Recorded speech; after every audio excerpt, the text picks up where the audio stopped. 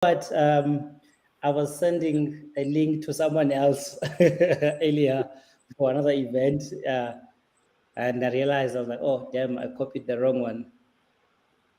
It's fine. Yeah, let me see if we are alive. If we're live, and I also want to check your profile. We should be live as well. Okay, we are live under your profile, Samuel. Okay. Okay. Yeah, and let me see if we are streaming in all the platforms.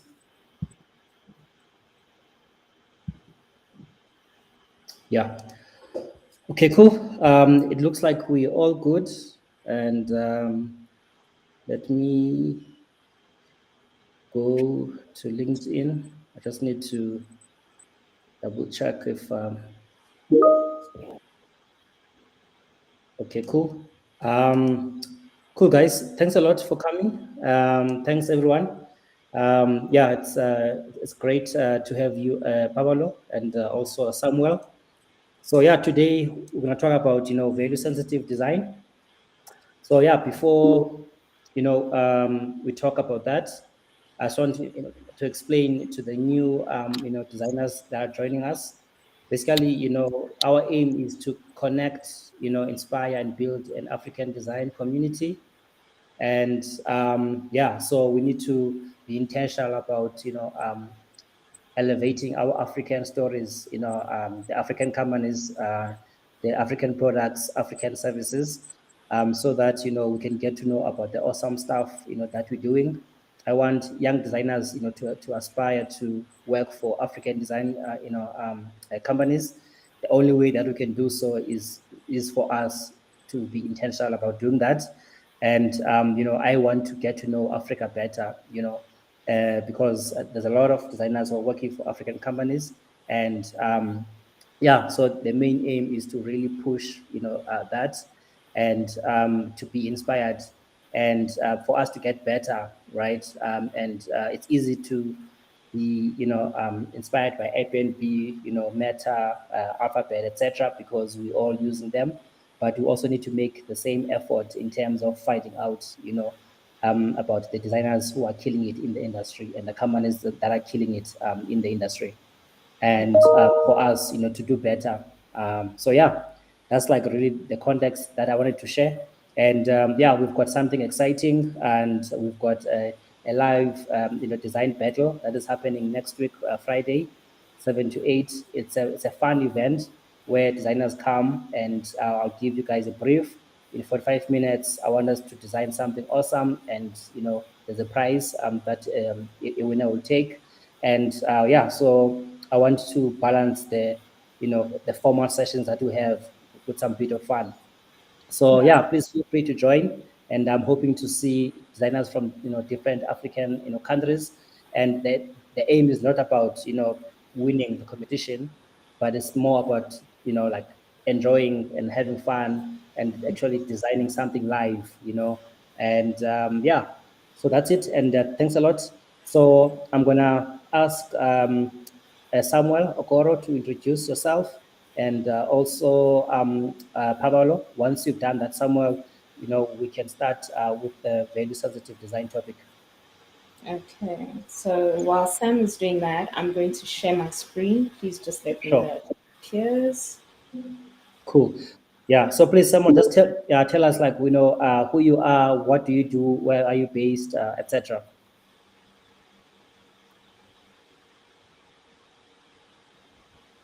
You are on mute. Yeah, can you hear me now? Yes. Yes. Yes. Okay. Like you said, my name is Samuel Okoro. I'm from Nigeria.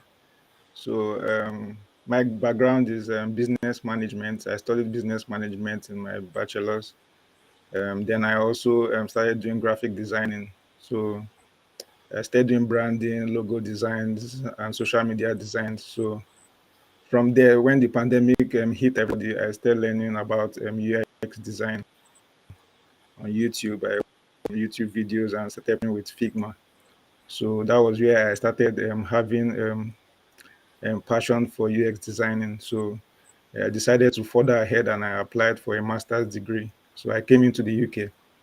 So I'm a graduate now of UX design. I finished in September. So I had the opportunity to also work in NHS Digital, and one of the healthcare sectors in UK. So for a period of 3 months, which was a fantastic experience. So right now, I'm helping like a startup law firm to redesign their website. So that's where I am right now. I'm currently in Manchester, in UK. So I think that's a little brief about me. Sure. Thanks, man. Thanks. Yeah. But yeah, I mean, we can talk offline. But if you're interested, I'd love, to set up a session for you. We are fully booked until next year, April 2023.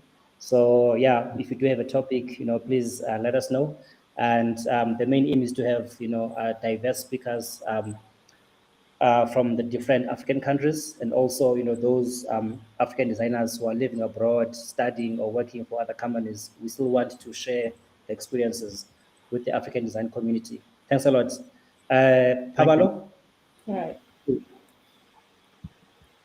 Okay, I'm going to expand my screen so I won't be able to see myself, but I can still hear you. Sure. So yeah, thanks. Thank you, Mputumi, for the platform. Thank you, Sam, for joining me as a guest on the panel. And welcome to all those who are watching. I hope this is going to be a very informative session for all of us. So I am Paballo Ncholo. I am a South African, but I'm currently based in the UK. And a little bit about myself is that I am a graduate UX researcher with a background in psychology. So, yes, I am looking for meaningful teams to join at the moment. If you have anything going, I would love to put my best foot forward. And I just completed my master's in human centered interactive technologies with the University of York. And I have an undergrad and a postgraduate honors in research psychology from the South African College of Applied Psychology in Cape Town. And then one of my passions is that I am the co-founder of Queers in Tech, which is an NPO with monthly meetups for the LGBTQ plus community. And this is for people all around the world. So if you are interested, please do follow us on social media. And I would look forward to seeing you in our coming up meetups, up and Yeah. coming meetups. Yeah. Yeah, sure. Thanks. Before you move on, Right. I would love to get a designer from the LGBTQ plus community. Maybe they can present a topic around diversity and inclusion. Of And I course. think, yeah, someone who's very, very familiar with that space, I think that person would be a great, a person to cover the topic. I mean, they can also cover their own topic. But Yeah. yeah, so I think it's important for us, to have these platforms so that we can hear different views of what it means to be a designer that is part of this, Queers in Tech, community, and to also, hear from people who are impacted by the solutions that we design is very Mm-hmm. important. So I think, it's a great opportunity to actually hear that. So yeah, please guys, for those who are joining us, I want you to just drop a hi message, tell us, which country you're from, and yeah, we'll greet you back. Would love to hear. It's always nice. We saw different designers from different African countries, last week. So yeah, it would be great. Just say hi and tell us the country that you're from. I see that Mbumi has also joined us. Hi, Mbumi. Hi guys. Hi, Hey, hi. hey. Yeah. Thank you for So joining us. please, yeah, please continue. Oh, sure. So, if you, a little bit more about myself is that if you don't find me at my computer, I am a plant parent. And as you can see up here in my right-hand corner, I've got my beautiful Esmeralda. Watching her grow gives me a lot more than I think I give her. And I'm also the host of a podcast called the Open Closet Podcast, which is available on all streaming platforms, which is also just about LGBTQ plus experiences with the youth. And I also just love riding my bike around the square. I wouldn't call myself a cyclist, but it is one of the most freeing things that I do in terms of being in the outdoors. So today I'll be speaking about value-sensitive design, which is a theoretical framework that I used for my master's dissertation. And it really brought together my two loves, which is psychology and working with human values and the design. So I'll be going through some philosophical underpinnings, which may sound grandiose, but it's really not. It's just a brief background, historical background about how value-sensitive design came about. And then I will also briefly explain what it is, value-sensitive design, its key concepts, and then how we can use it in the design process using the tripartite methodology. And then at the end, I've put a value sensitive design challenge, which I am hoping that all those who are watching can engage in the text box by just, sharing what your thoughts are. And we'll be looking at Rea Vaya, which is a bus service in the Metropolitan of Johannesburg. And yeah, I'm hoping that we can get our hands dirty and solve at least for that bus service and help Johannesburg, in some sense, to become a smart city and do our little bit as the African design community. So, what is value sensitive design and where does it come from? Before I read what is on the screen, I just want to establish a few things. And I think we can all agree that technology is a result of our human imagination.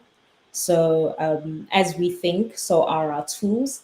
And we've seen this from shows like your Star Wars to your um, Black Mirror, So every time we think of something, someone will eventually create it or something similar to it. And as a result of our human activities, such as building our tools or technologies, which is another thing I will use interchangeably, is tools and technologies, because value sensitive design is not just for technological solutions, but it's really for all product design. So from civil engineering to computer science. So we can all agree that as a result of our human activity and building our tools and our technology, is that to some degree, our technology affects us and we also impact on our technology, or rather create it. So because of this dyadic relationship, this two-way stream of a relationship between ourselves and our tools, value sensitive design, or VSD, as I'll be referring to it throughout the session, is that it places an emphasis on human values in the design process, which is something that user-centered design does. We always say the user first, but this time we're introducing something slightly new, which is looking at human values. And I will define human values in the next slide.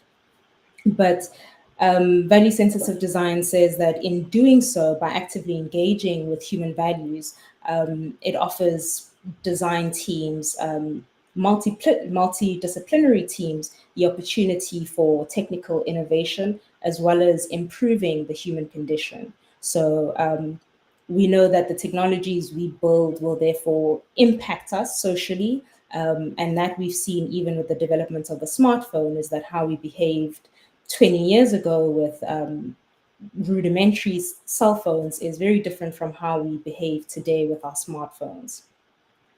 And then I've put up a quote here that says, technology shapes our human experience and impacts all of nature. And again, going back to the smartphone, is that we know that not only has it impacted nature in terms of that we are constantly extracting materials and minerals from the ground, but that also how we expose of it with our e-waste all affects us as a human species. And then it goes on to say that in designing tools, we are designing ways of being. which goes back to, again, is that as we think, so we are. But as we imagine ourselves, so are our tools, and they reflect really who we are as a people and where we want to go. Right. And then I've also put up a quote by Winston Churchill, and he said that we shape our buildings and afterwards our buildings shape us. And I think this is not only true for buildings, but also for technology, and for any technology really that we build, right? And what matters is that our tools are in an interactive relationship with us. And what this means is that there's a tightly coupled interaction between our experience of ourselves and our experience of our tools, right? So much so that it makes little sense to speak about ourselves without our tools, right? When you think of eating dinner, you even think of what type of utensils you'll be using. And when you think of communicating with friends, you think, okay, how will I be communicating with them? With using which technology? Am I approaching my friend on Instagram, Insta message, or am I sending an iMessage, or am I sending a WhatsApp? And we have different expectations of the level of communication on using the different apps. So I'm just going to pause here, and I'm just going to wait to hear if anyone on the panel has anything they'd like to say about that. Yeah, I'll be quite keen to hear from Samuel before I share my thoughts.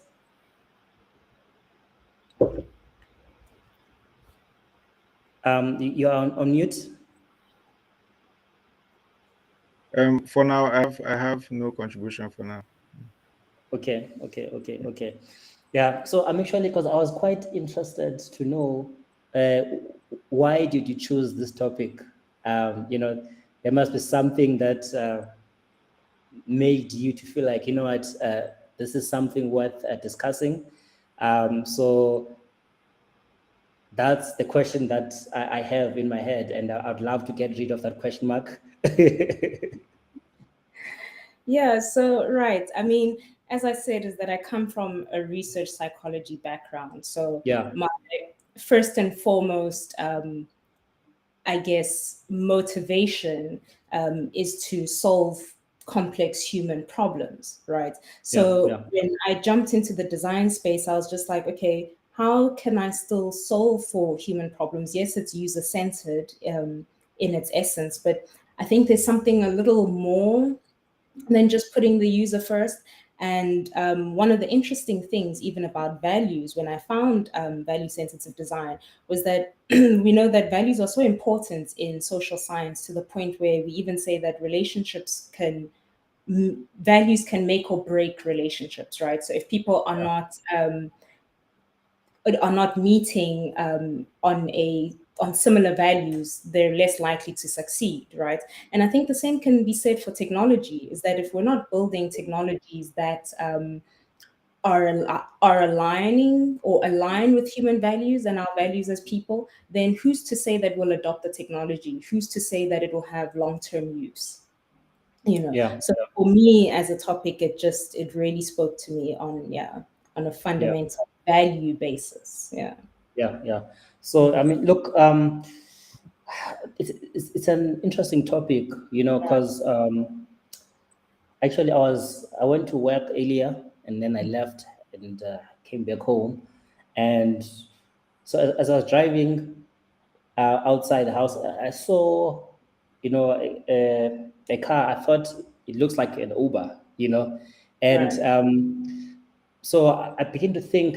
Actually, I was thinking about very sensitive design, because I wondered if actually the designers from Uber thought about the fact that the drivers at some point they have to wait somewhere, for the next trip, and because everyone else, right, is like looking at these like cars. Okay, why is this guy like parked here?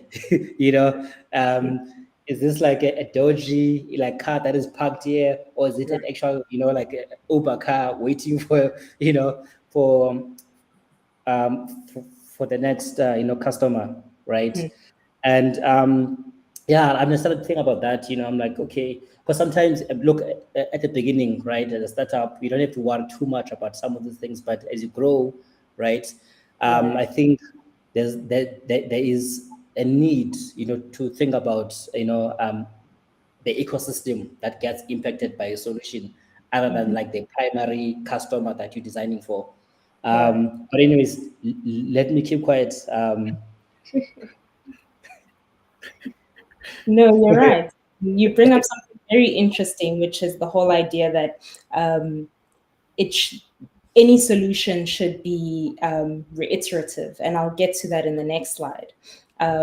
So I'm going to quickly just define what is value-sensitive design, right? So here it says Sure. that value-sensitive design provides a theory, a method, and practice to account for human values in a principled and systematic manner throughout the technical design process, or what we call our development process.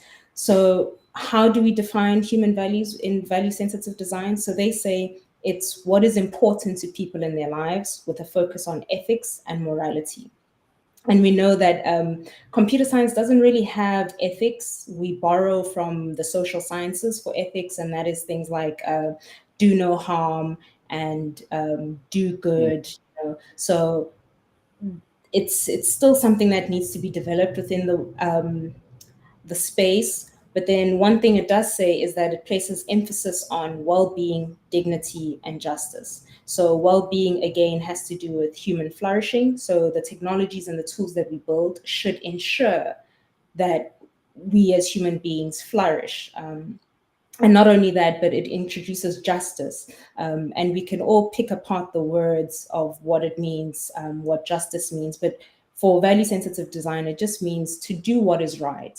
Right. And we all know of different examples in which technology has not done right by us, if it's through dark patterns or cookies and hidden T's and C's and all of those things, is about doing what is right. And even things such as informed consent can then come in.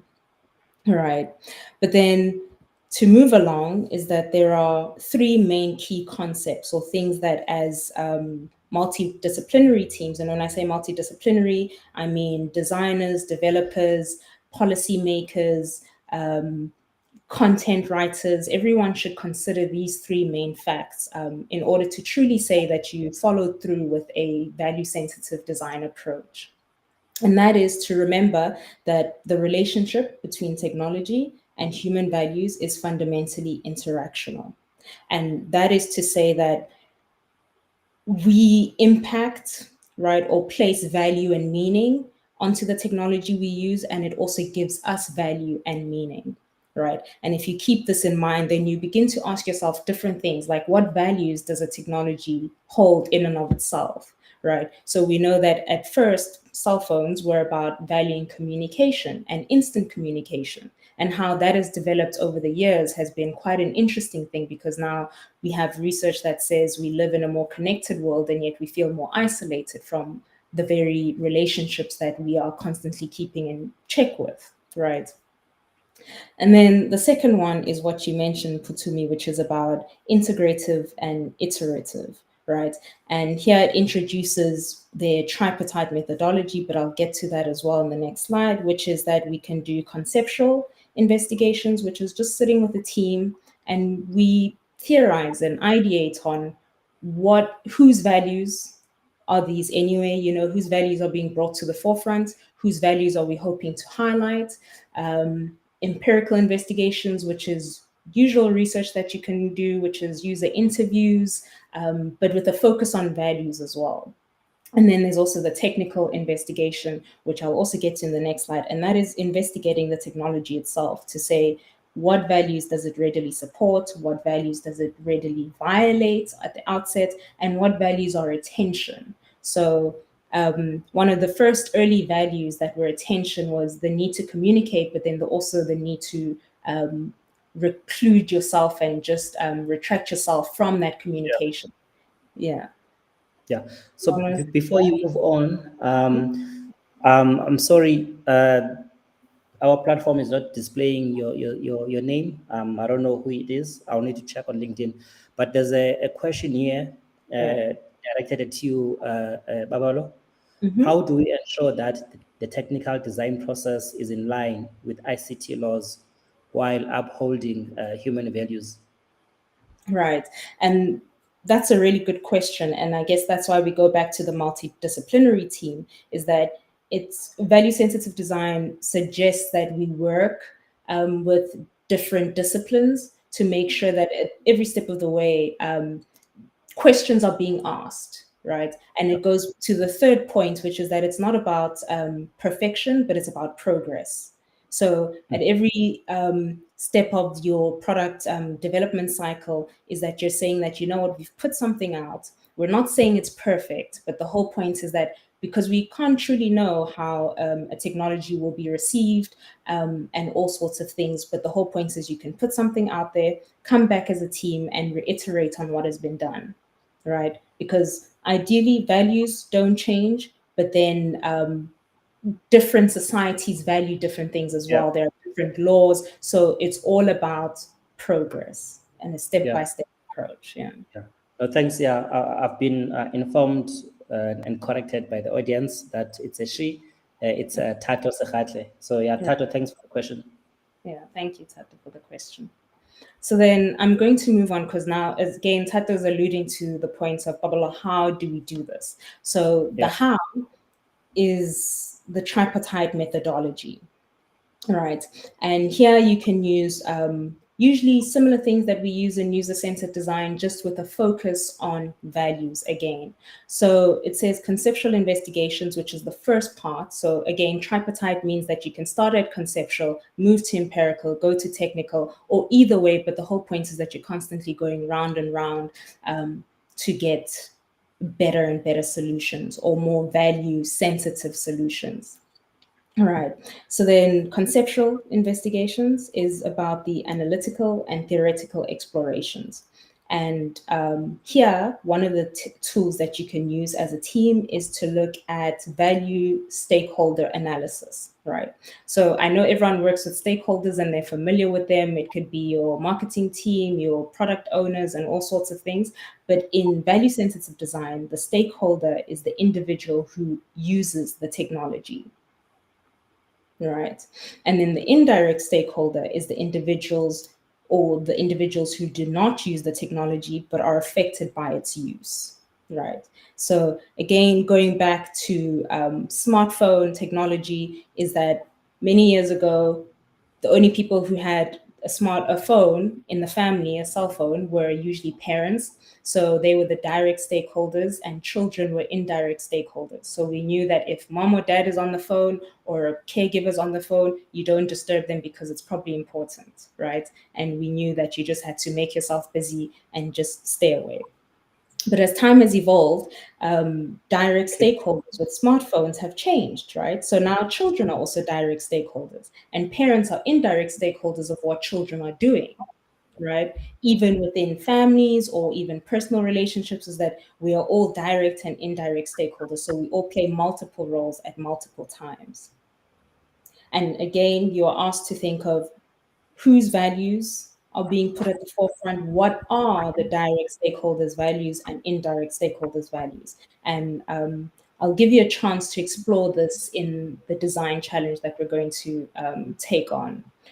And then the next step would be to conduct empirical investigations. But before actually I move on, with conceptual investigations, we can also do stories, sketches and stories, but then again with a center on values. So you're constantly asking whose values are these, right? And whose values does the system support? And again, as I said, I'll give you more concrete examples of what values are, right? Okay. Any questions? Yeah. Paballo, I was So wondering, Yes. sorry, just yeah, a, please a go. quick question from my side. Like I was wondering, and I think you might get to it a little bit later, but I was wondering with these methods of like understanding users, these investigations, right? How do you actually elicit like these other values, right? Like other than obviously to directly ask somebody, hey, what are your values? Which is Right. probably not the case, right? How do you actually get to that and say, okay, cool, even if there's 10 or 20 of these values, these are the ones that I need to focus on? Right. So the first part would be in your conceptual investigation, right? Which is, as a team, you individually are always thinking, what are your values? So we always say in VSD is that there are always values in placed in a technology, but for many years, up until, unless you use value sensitive design, it's usually the values of the designers themselves, right? And then when you get to empirical investigations, this is where you can ask value sensitive questions in your surveys or your questionnaires, right? And values come up in a secretive way, which I'll show you. But for instance, if I said to you, we're going to be looking at the Rea Vaya bus service, right? And being from Johannesburg, we have a saying, which is probably familiar with all other people living in metropolitans, is that time is money, right? Yeah. So if someone says that to you, you know what they're really saying is that they value their time and that they also value their cost, right? If it's for using a bus. Because then Yeah. someone could rather say that in actual fact, I could use a bus which is cheaper, but then it's going to take longer because I'm going on multiple stops. Or I'd rather actually just use an Uber because I value my time more than I do my money. Am I Okay. making Yeah. sense? Yeah. Yeah. So I'm gonna read a question. I think it's after what Mbumi has asked, it's worth bringing up this question. Right. It's from Roland Owusu Jan. The question from him is, how does one evaluate value sensitive design? So we'll get to that. And that's why the evaluation is in different senses. So, Yeah. for instance, you can use normal evaluations once you've built the product. You can do your normal user testing. You can use your collaborative heuristic evaluations as well. Those things still stay the same, really, but Yeah. it's about, again, looking at, once you've put something out, is that, was there sustained use? Was there adoption? Was there long-term use? Are people, again, reporting simple things like pain points and frustrations? Or are they Yeah. saying, yeah, just are they giving you behavioral feedback that actually, you know what, this is really good, no frustrations, I can see myself using this, I could refer this to someone else. So those really do stay the same. Okay. It's Yeah. fine. So I'm seeing your hand. Samuel, please jump in. Okay. I think what he's really asking is like, is there a system where you can know whether these are the values that you need in maybe an application or website? So what I'm thinking is, I think is it depends on who you're designing for, your like your market, like who you're designing for. So I think the question really is there like an inbuilt system, like for example now SPSS, maybe to determine these are the values of a group of people or B group of people, so stuff like that. So I think that's where what is really asking, whether Right, like there's a system to determine those values. right. And if that is what the question is really asking, then again, when you do your conceptual investigation and you know who your users are, ideally, is that then you can work that way around as well to understand that, are we actually meeting their values or are we violating them? And violations always come in terms of either value tensions, which we'll get into, or value conflicts. And it comes across just the same way that I had said that when someone says, actually, time is money, so I would rather use option B as opposed to option A, that in and of itself tells you something about your system or your technology that you're solving for. Okay. Yeah. Thanks. Right. So guys, yeah, please, keep your questions coming. I will share them. And also, if you've just joined us, it's okay. You can greet us and tell us, the country that you're coming from. Yeah. Thanks. Sure. So then the last, but not really the last, because again, this is a iterative process is that there then is technical investigations, which is focusing on the technology itself. And as I said, that when you look at a specific technology, we always know that it supports certain values and read outright negates certain values. And this is about asking yourself what features of a technical infrastructure enable or hinder certain kinds of designs for supporting human activity. And we know this in terms of, what example could I use? Is that if, for instance, we know that Uber, as you mentioned, is about getting people from point A to point B, right? But because they didn't think of their indirect stakeholder, or they may be a direct stakeholder as well, such as drivers, is that the software or the system itself doesn't give them any place to say that, oh, you can go here and park in a safe area where you wouldn't be harassed, right? Or thought to be someone who shouldn't be where they are right now. So it's all of those things. How does it support human activity and how does it hinder it? So yes, you may be in the right location to find your next ride, but you may actually encounter other issues because of where you are. And we had this as well, even in South Africa, in terms of taxis and e-hailing companies all clashing because of where they were placed, right, or positioned. So these are the ways in which to consider different values for different contexts and how that can have an implication for the success of your technology. Right. So now we're going to move to the Rea Vaya challenge. And before I start the challenge, I would like to play a video just so that everyone can familiarize themselves with Rea Vaya. So please let me know if my screen will still be sharing the video. Did the video pop up? No. Okay. No, I'm not. I'm not seeing it. Sure, I'm just seeing the slide. Okay. Share screen.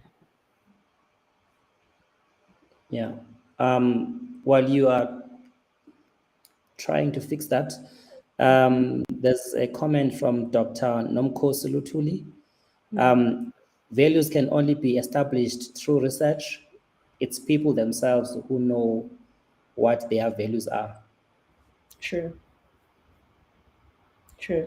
I'm not sure if I'm understanding if it was a question. Yeah, it's a comment. Yeah. So I mean, if you guys want to add, that's fine. Is your video up? It is up on my screen, but I'm struggling Okay. to stop the share for the one screen and showing the other. Okay. Maybe you can stop sharing and then share your entire screen. Yeah. So values can only be established through research. So I think being intentional, right? Because if you don't know about value sensitive design, your approach to your research won't give you the necessary insights. All right. And when I think about Uber, there's quite a lot that I can reflect on, right? Okay, we seen the video. I'm gonna Yeah. stop talking. Yeah, please play. Okay, and let me know if the audio is also audible. Sure.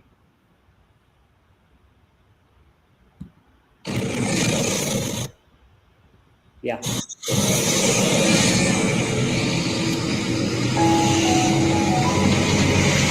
11 years of Rea Vaya, 11 years of efficient transportation, ferrying Joburgers across this industrious city, crisscrossing its length and breadth, narrowing the geospatial divide, securing livelihoods, enabling access to work, leisure, and educational opportunities, and thereby creating access for all.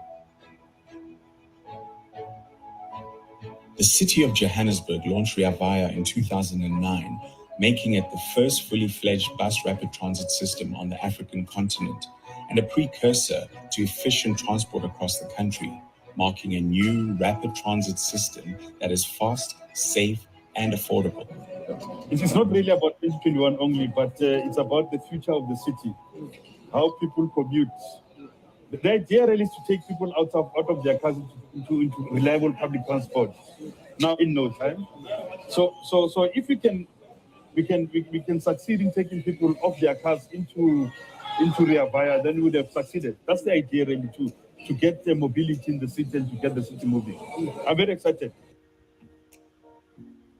Since its inception, Rea Vaya has become an integral part of Johannesburg's economy and plays a significant role as part of the broader public transport system. Big cities in the world are moving this direction because if it's congestion in London, congestion in New York, congestion in Seoul, in South Korea, congestion in Johannesburg, congestion in Cape Town, congestion in Durban, we have to do something about it. The key operational features that define Rea Vaya's efficiency are articulated buses that run on dedicated lanes, enclosed weatherproof stations that have controlled entry and exit, are modular in design and are naturally ventilated and fitted with electronic sliding doors. Each station has at least 3 staff members and is equipped with real-time information. Each station is decorated with local art. The station platforms and the bus floor are the same height to facilitate level boarding, and they, along with the buses, cater for people with disabilities. The buses have multiple doors with speed-up boarding and alighting. All fares are prepaid using a smart card system. There are passing lanes at bus stations and multiple stopping places to reduce congestion. Traffic signals are used to give priority at junctions. These will eventually be linked to the urban traffic control system. Buses operate at high frequencies, with buses available every 3 to 4 minutes at peak times and every 20 minutes off peak.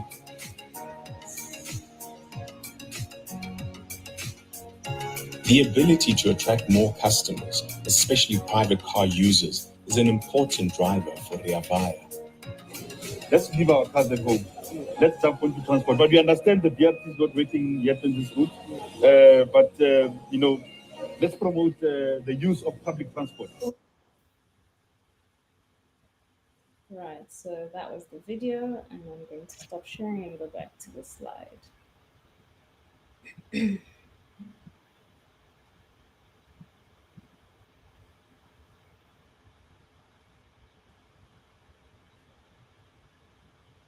Sure, yeah, it's up and running. Right. So one thing I didn't put up here was that Rea Vaya has about 44,000 daily users in the city of Johannesburg. And I've put up a map on the left-hand side, which is just to show you the routes.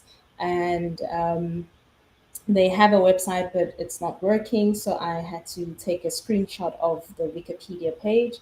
And there we have, they have 58 stations, 21 bus routes, and a 59-kilometer route in terms of the distance.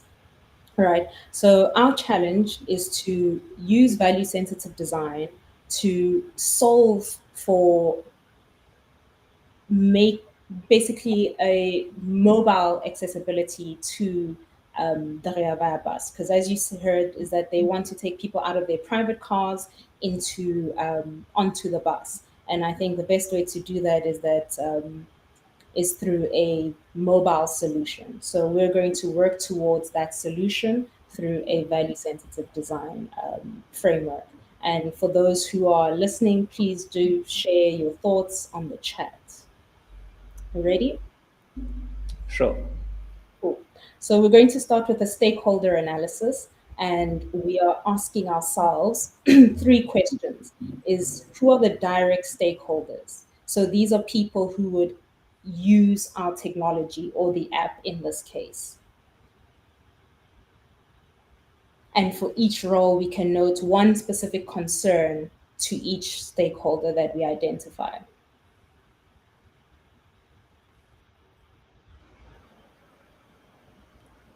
Okay, what are we supposed to now, like, answer the question who? Yeah, please do. So I'll go first. I mean, the Okay. video is a nurse, so I'll say that it would be people, maybe nurses working at Joburg Gen, who need to use the bus to get around. So that's my first direct stakeholder, and their concern would be about time because they work odd hours. So I would say she would want to know if the bus runs until the early hours of the morning or even is a 24-hour service. Yeah. Hmm. So yeah, so I think I'm thinking about about two at least. The ones who don't have a car, they need an efficient, public transport, Right. and then there are those who have a car, but they care about saving. So okay, instead of using, pouring petrol into my car, I might as well take Ria Vaya Right. to get to work. And maybe there are tourists as well. If I just landed in Johannesburg, I'm not comfortable to drive or to even to hire a car. Or maybe, yes, I have an option of using an Uber, but I want to get like a true experience, of the streets of Johannesburg and integrate with people. So as a tourist, uh, I would see myself as a direct stakeholder. Right. That's true. Yeah. Panel members, anything or anything in the chats? Yeah, I think similar to what Putumi was saying, I guess maybe a direct stakeholder could be students, right? Mm-hmm. Mm, Trying to get to town and so on. And I Yeah. guess an indirect stakeholder that's linked to that could be a parent. True. Yeah. Um, yeah, and the parent could potentially play multiple roles as well. Mm-hmm. Mm-hmm. And I would also say that someone who plays multiple roles on my end would be also the bus operators, or what we call bus drivers in South Africa, because yeah, not only may they use the bus to get to work, but then also just operating a bus on a day to day, maybe something we should consider, and how our technology should be built for them as well. yeah, I would say someone that is impaired, maybe physically impaired. Right. Yeah. Yeah. yeah. Yeah. So I'm just wondering, because there are those who have to like issue. I don't know if they're using a bus ticket, or maybe I don't know how they are buying the tickets, Mm-hmm. but I'm assuming they have to pay somehow, and Right. there might be, I don't know, a high tech solution, Mm-hmm. or maybe for those who are not so tech savvy, maybe they need to buy physical tickets or something. I don't know. Maybe they have to buy the tickets from a kiosk. Maybe there are those like tickets, I don't know, ticket sellers or something. I don't know. Yeah, no, you're absolutely right. And that would make them indirect stakeholders of those who Yeah, use the high tech solution. And again, now we conflicted, right? Is that who do we give priority to in terms of even onboarding the bus? Is it the people with general paper tickets, printed tickets, or is it people who are going to be using some digital solution to be clocking in onto the bus? So interesting things that have come about. yeah. Because I'm also Right. thinking about from a design perspective, because when you're designing this, option now, even for, because other commuters will be impacted by this. Because if this bus now has to like stand in the middle of the road, even because Yeah. like, I've seen this happening to me. I'm like, damn it, okay, because I'm seeing this thing and I'm like, am I on the right side? You Mm-hmm. know, and where the hell am I supposed to turn here? Right. Because they're like you get it's easy to learn the road, how to use Mhm, it, but mhm. as we add these other options, they get too complicated. Right, right. And you're alluding to something that is going to come up next, right? Which is the values, right? So there are key values, desired values, and value tensions. And like I said, is that I would explain or give concrete examples of what values are. So here it says that we should think or generate a list of implicated values And these values could include, but are not limited to, autonomy, which is that people have the will or the willingness to act in a way that they achieve their own goals. Community, missing an O, democracy, inclusivity. And I've added an interesting value that is unique to us in the South African context, or the SADC context, which is Ubuntu. And that has to do with a sense of community, but in a different way than we understand community in the Western world. So I would like people in the comments to generate some values. As we had already said, that time could be a value, and any other list of values, any other values that come up from the panel as well, I'd appreciate. Okay, sure. I'm seeing a question here from Genilwe. Are these direct stakeholders assumptive? Yes, because we're now doing just a conceptual investigation. So we haven't gone out and actually found bus commuters and asked them different questions. We haven't done that empirical investigation. So we are just sitting in as a team and we're saying what could be, who are the potential stakeholders and what are their different roles? What are their concerns? And now we've moved on to, we're all just ideating. Yeah. And then another one is, can this methodology be adopted in a space where we have 2-week sprints that require quick delivery of products? So that is true, it can. And it's all just about which methods you choose to use. So as I said, is that even with the conceptual, you could literally just be doing sketches or scenarios, which are usual things that you would do in your user-centered development process. So that could be done. Then you just move on to gathering your data. And yeah, you can do it within 6 weeks or even longer. It really depends on the group or the team and what your goals are. Sure, thanks. Yeah. The value that is being shared is safety from Genilwe. That's a great value, yeah. Yeah. And I'm guessing she means both physical safety and we can even say then digital safety to a degree. Yeah, so the other thing that comes to mind is, I know people, they place a value in terms of how they are perceived by others. It's like, I don't want to take a public transport because people will think I'm poor. Like,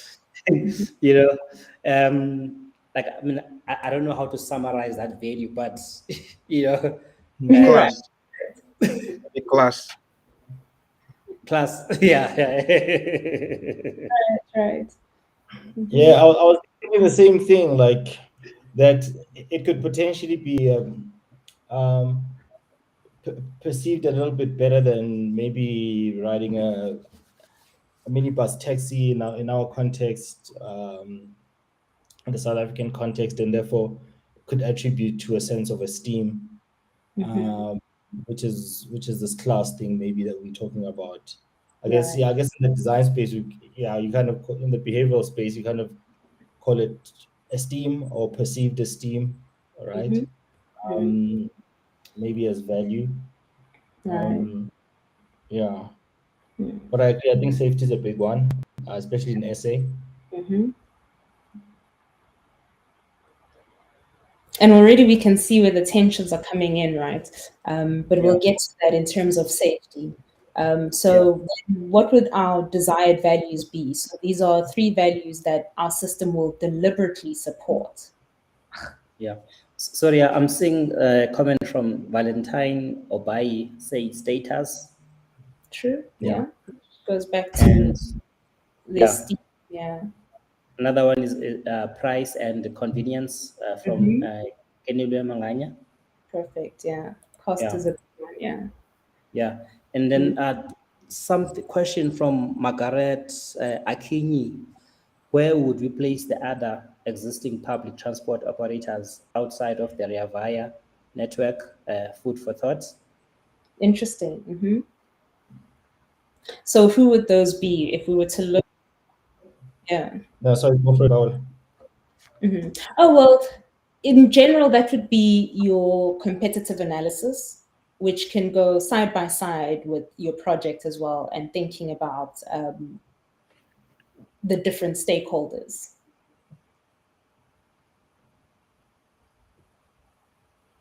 Did I answer it? That's fine. I'm quite keen. Bumi, you wanted to add something as well? No, I'm actually wondering if this question is about like almost like a hierarchy, in the because we Yeah, were talking about it in terms of like this perceived higher yeah, esteem or yeah, status or class, and then obviously then maybe there's an association of, okay, now I'm riding a bus, Right. and I'm not sitting squashed in a minibus taxi or whatever the case may be. Maybe there's a placement in terms of that class hierarchy thing. I thought that's what the question might be alluding to. Okay, Yeah. wow, I understood it completely differently, but yes, thank you for that. yeah, yeah, Yeah, yeah. but I think it's a broader question, Babal, about how you map these almost these indirect stakeholders, on an ongoing basis as you identify them.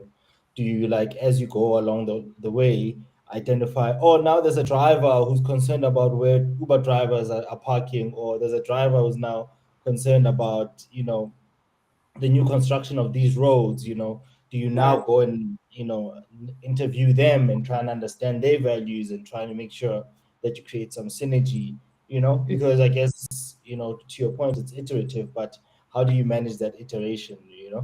Right, right. Yeah, And yeah, and again, it goes back to even what I had said, is that at the end of the day, we do make decisions, right? And that's why we say that all technology supports certain values and violates others. So this will always be the case, but it's about making sure that, again, you chose your what we value as our highly esteemed stakeholder, and make sure that we meet their needs. So if we say that our bus driver is an indirect stakeholder in this case, and the end user is the direct stakeholder, then we're always going to try and make sure that we meet the direct stakeholders' values. yeah. So let me just take another one. I know we'll need to spend a few minutes before we finish. Uh, Right. from Obakeng Petinyani, design is a value-led practice. So his question is, should we start thinking about value-sensitive design as early as possible, since there's no reason to make something if it's unethical, or does the value sensitive design conversation need to start after the product has been released? No, right. They're on the money. It starts at the beginning, which is why there's conceptual. Yeah, before you even touch any screens or code or anything like that, you sit down and you discuss, you go through the same process that we're going through, and it should give you some food for thought before going into anything else. Yeah, yeah. Because I think it's very important, that we do that. Because I remember when I was in London, seeing, professionals, cycling to work was like, sure, you know, Yeah. because in South Africa, the people that cycle to work are usually, the ones that work in construction, they can barely afford to pay for transport. And Right. then you've got those who are taking a train, and they're usually like squashed. And later we got a how train, which was like positioned as like, luxurious mode of transport, Right. right? And it, you like look at a different, let's say, in a different environment, different context, right? People who have certain values, of course, because it's so expensive to drive, it's so expensive to park your car in central London, and never mind the cost of driving, but parking, for the entire Right. day, the lack of space, right? And because I think once we get deep into understanding the challenges that people face and what they're willing, to let go of, right? Even if people cared about status, but if you want to pay $200 for parking a day, you want to put your, your social status aside, I'm like, you know what, I would rather, choose this mode of transportation, right? And I think being familiar with how far are human beings willing to let go of certain values. Bomi, you're on mute. I know our time is limited, but I think you're triggering some things, right, with regards to values as well. So one of the biggest ones associated probably with Ubuntu Paballo is things like dignity, right? So it may not be cheaper for me to take a bus, but maybe it's more dignified, right? Yeah. And therefore, yeah, I can sacrifice a bit.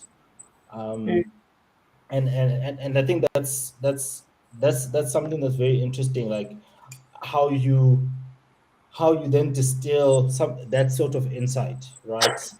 Assuming you did the research and you realize that shucks, dignity is quite a thing, and then trying to find out what people associate with dignity in the context of your problem space, such as transport in this case, right? Yeah.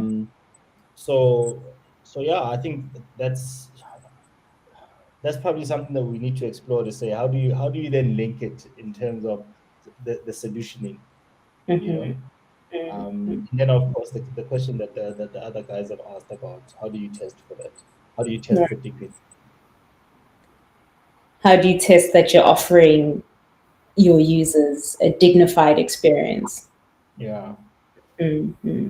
And that would be something that you'd have to see in situation, of course. So from them planning a journey, which are different features that we are expecting will be there, right? Because they mentioned that they have real-time information. So for someone who is probably not using their car or forgoing using their car for the idea of a greater purpose, such as saving the environment, then we would have to make sure that, okay, fine, they used the real-time information, they knew exactly where to stand, they were able to make quick payments and ride the bus journey. And at the end of all of that, how was your experience? And you would ask them key questions into and about their experience of both the software, which is a technical investigation of how ease of use, and in terms of the experience of actually riding the bus, which again, those two may be different. And you may find that actually our software or our technology is perfectly fine, but the bus service in and of itself is then a problem. But again, you use empirical investigations to find out all of those, to really understand the user experience. And if it violated or actually supported their values. And then just to go back to the esteem thing, I'm thinking here, I've put up inclusivity, but it seems like also exclusivity is a value that is held to esteem in the or in the African context. Yeah. Yeah. Yeah, no, definitely. Yeah. Yeah, So yeah. we can deliberate on three primary values that we could say that our system would support. One that was mentioned was safety. I think that's one that I would also want to bring up now. And any two others? Yeah. I think we can wrap up, and because we've ran out of time. All right. I think you can just I'm not sure if this is your last slide, but I think we can just quickly wrap up, and we can reflect on this conversation during our own time. I think that there's a lot more to think about, than we can discuss and share in an hour. Right. No, that's true. The last slide was just to envision different numbers of users using your system and what the potential breakdowns or the benefits of a number of people using your system would be. And this is important in the sense that potential benefits could be that there is more communication and a sense of community. So if there are probably delays somewhere ahead, people can be sharing on the board that don't take this bus on this route because there are delays. and potential breakdowns. The most obvious is always that the more people that use a system, then the more people you have to support. And then you're also responsible to, in a way, for how other people are impacted. So indirect stakeholders for most employees would be their employers, and how you mitigate those issues. But overall, value sensitive design is a framework that you can use from the beginning at conceptualization of a product all the way through to the end. You can test, you can use it to test and evaluate as well the success of your design, and that would be based on whether or not you support or violate your primary users' values or your direct stakeholders. Thank you. Yeah, sure. Thanks a lot. Paballo, yeah, that was a great conversation to have, and I think there's a lot for us as designers to reflect on and to unpack. And yeah, so if you wanna reach out to Paballo, you can just view the event on LinkedIn, and yeah, you can reach out to her. And yeah, she'll be coming back, and I've asked her to reach out to a designer that is in the LGBT plus community, to actually come and present a topic that they are passionate about. Yeah, so thanks a lot for your presentation. It was great. We've ran out of time, and thanks a lot, Samuel Okoro, for joining us. Hoping to see you guys, next week. Yeah, so yeah, we have these events every Thursday, 3 to 4 p.m. South African time. And as I said, we've got an awesome, fun event that we're going to be hosting next week, Friday. It's a live design event. Yeah, so people are going to be given a task, to battle it, in the streets of Figma, Adobe, whichever design tool you use. We'll give you a simple task with some assets, to have fun in real time. And yeah, we will ask the audience to vote for the winner. And yeah, the aim is not really the competition itself, but the aim is to create a playful environment, and also the designer, to showcase your skills. And the aim is to connect, inspire, and build an African design community. And out of these sessions, we want, to expose designers, to potential hiring managers in the space. We also want, people to share their knowledge and to uplift, those who are, transitioning, into the design space.